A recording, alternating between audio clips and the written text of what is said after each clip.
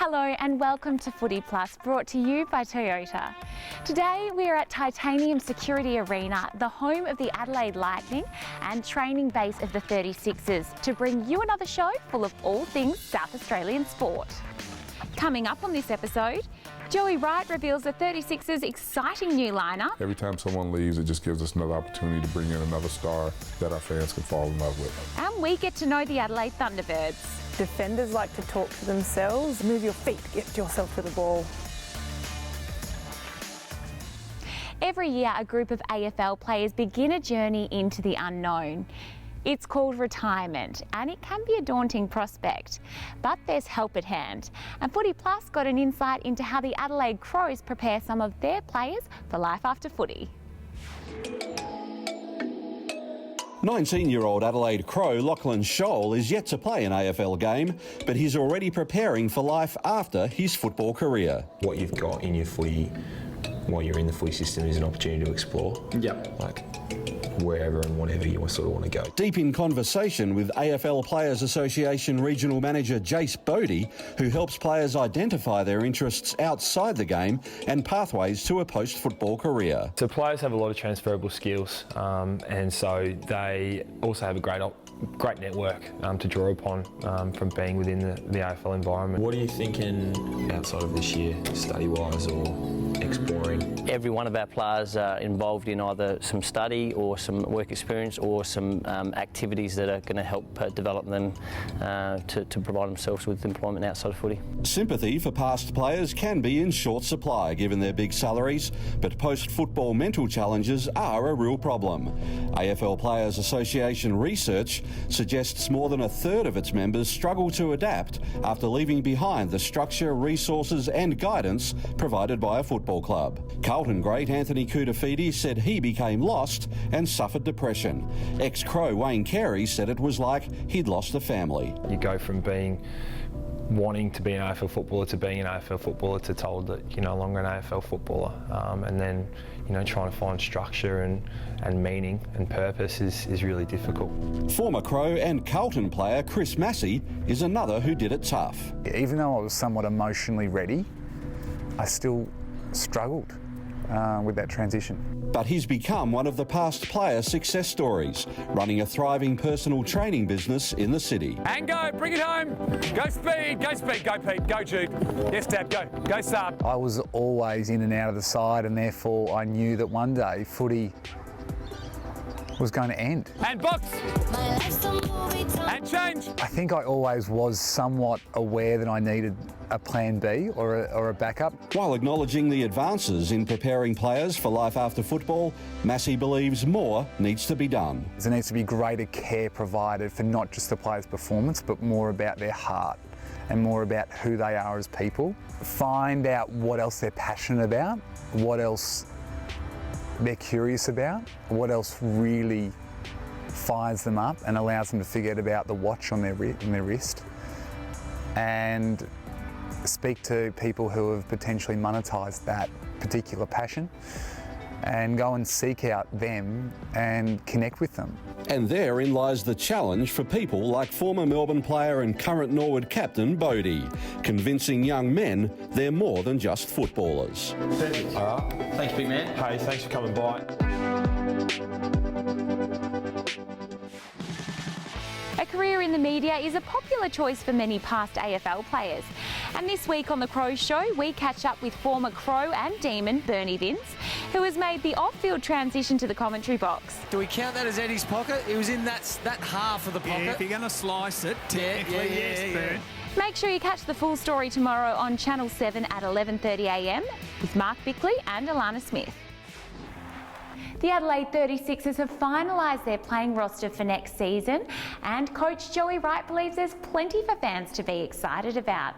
The Sixers have had to endure some high-profile player departures and missed out on finals last season, but Wright has declared he's got the squad to return his side to the top. A tough gig for Adelaide to come in here. And that is that. Sydney are celebrating. Jordan turns inside, gets the two. Jordan Jet waving to the Adelaide faithful. Last year we really didn't connect really well, and it's just personalities. Some personalities work with other personalities. You know, when the guys show up and they go through some hard times and some tribulations, their true character will come out, and sometimes they come together and sometimes they don't. Last year we just didn't get there. You know, I'm not going to let any player come in and compromise my values as a coach, no matter how good they are. Oh no! And Sobey climbs as high as he can. And so some guys will try to step outside that line, and it's just not going to happen here. Oh, Sobey threw it onto the back of Barlow and helps himself to the two.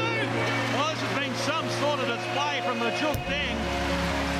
Look, I know I'm demanding. I want the game to be played in a certain type of way. Every time someone leaves, it just gives us another opportunity to bring in another star that our fans can fall in love with. Taylor, nice drive. Taylor excites me because he plays D. I mean, every place he's played, he's been on the all-defensive team or defensive player of the year. We definitely need to improve our defense. We gave up more points than I think every team in the league bar one.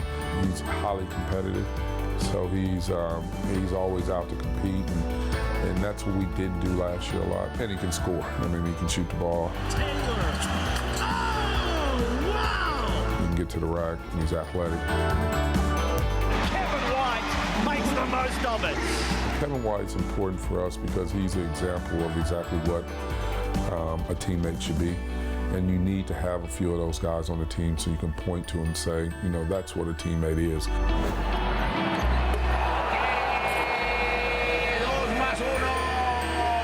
Obi's 6'9", athletic player, runs a court, blocks shots, rebounds really well, finishes on the rim really well.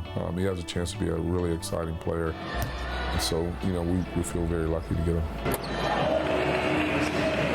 I want to bring in guys that can lead defense and skill set that's applicable to what we're doing. So every guy that we brought in, we've looked around and they've all said, yeah, these guys are really good team players. They'll work for the team, they'll work for the coaching staff. So we try to recruit that as a natural instead of trying to artificially create it.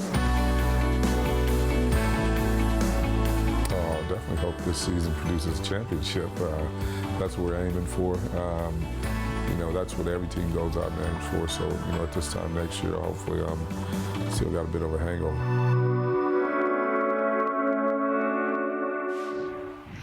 Joey Wright there checking out the Adelaide Entertainment Centre, which is the exciting new game day venue for the 36ers.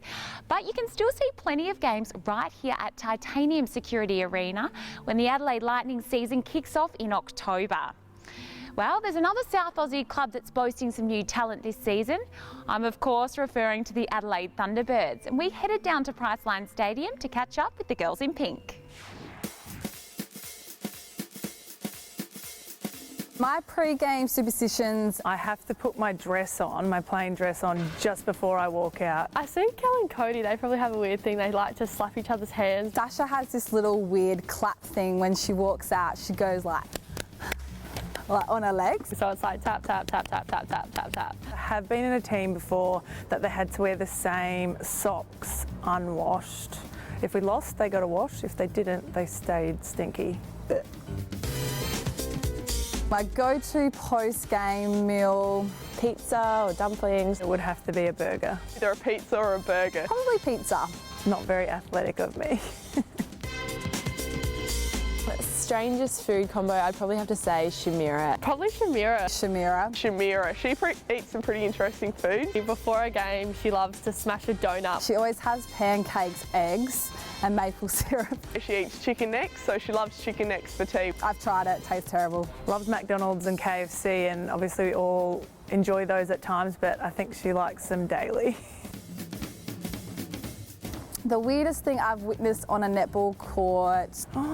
Or the Fruit Choc Man, the T-Bird mascot, and like all these other mascots did like a running race. A dog ran onto the court. Animals or kids or something like that running onto the court. Kate Shimon's sister actually did both of her ACLs at once. Her knees like went in and she did both of them, and that was probably the weirdest thing I've ever witnessed. Funniest thing I've heard on the netball court? Probably here if you need. Here if you need. Hashtag here if you need. Defenders like to talk to themselves. Move your feet, get yourself to the ball. Your mum's your dad. I don't know why that's funny, but I think it's like a weird sledge. I don't think in my 15 years of playing at this level I've ever heard anyone sledge your mum's dad. The greatest legends was your mum shops at Kmart. If someone said your mum shops at Kmart to me on the court, I'd be like, I'm obviously smoking you right now for you to think of such a terrible sledge. Like, I shop at Kmart, it's sick. Funniest teammate would have to be probably Shimo. Probably Shimo because she thinks she's funny and half the time she's not. It definitely have to be Shimo. I think she cops a lot from us and we pay her out a lot. Sometimes she forgets where she is and she sort of just lounges out everywhere. She thinks she's funny. I think that's why she's funny.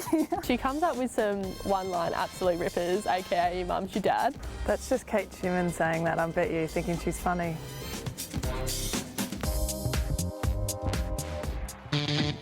If you're a Crows fan, make sure you show your support and sign up as a free We Flyers One member. Join today at weflyers1.afc.com.au and stay on top of all the latest breaking news from the club. Armed only with a bunch of footballs and a healthy sense of adventure, 3 Adelaide Crows superstars headed to the tiny Pacific island of Nauru. Nauru is one of the smallest countries in the world, but boy do they love their footy. And it gave Chelsea Randall, Ange Foley and Nikki Gore an experience they will never forget. Summoned by the AFL and the Australian High Commission to spread the word of women's football and promote physical activity among girls in Nauru, the 3 Adelaide Crows premiership stars could certainly pull a crowd. They were just clapping and stuff as soon as we got off the plane. Felt like I was royalty. Nauru's population is only 11,000, but in men's and women's senior competitions, junior grades and Auskick, 3,000 of them play football. They live and breathe AFL just like we do here in Australia. And they do it on one rock-strewn football field next to an abandoned chemical processing plant. The football oval is just white gravel rocks and it doesn't stop them from tackling just as hard. I'm really afraid that one of them's going to tackle me. I'm going to draw some blood. While on Nauru, the Crows trio coordinated clinics, Oh, we've got good work here though. Pretty good footy. ran a football warm-up session for 300 children at an athletics carnival. It was just organised chaos, but they just had so much fun and so many smiles and we're just so excited to meet us. And added their own touch to the Nauru National Karate Championships. They even had time for a spot of fishing. Pretty incredible, I guess. We had some great feedback from the Australian High Commissioner and the President of Nauru as well, just the value and importance of just seeing some strong, independent, female footballers walking around town. I remember speaking to a young girl and she was only 11 years old and that was the same age that I started playing footy, and she was playing footy with the boys and she was just so excited to see that it was possible and you could see it in her face. It's difficult for me to probably get my head around how the impact that you actually do have, because I guess I'm just a girl that loves her footy and plays, and I think the bonus is that if it can help impact other people that's pretty cool. By the time Randall, Foley and Gore were ready to leave the island, an entire country knew their names. Each week on Footyplus, we take a look at something that caught our eye on social media. And last week, Crows forward Eddie Betts used Instagram to organise transportation for his custom-designed football boots. Painted by Queensland artist Emma McNeil for Betts to wear during the Sir Doug Nicholls round, the boots had missed the shipment from Brisbane because they hadn't dried in time. I need some help. If anyone's flying from Brisbane to Adelaide tomorrow or Saturday morning, I would really, really, really appreciate it. A Mystery Crows fan was happy to accompany the painted pair on a flight to Adelaide the next day, and Betts was able to showcase the design in Adelaide's match against West Coast. Make sure you keep up to date on all the latest Crows news and behind-the-scenes action on afc.com.au, as well as Facebook, Twitter and Instagram. I hope you've enjoyed the show, and a huge thank you to Titanium Security Arena for having us here today. Keep an eye out for us on Channel 7 and 7 Plus in the weeks ahead. Bye for now.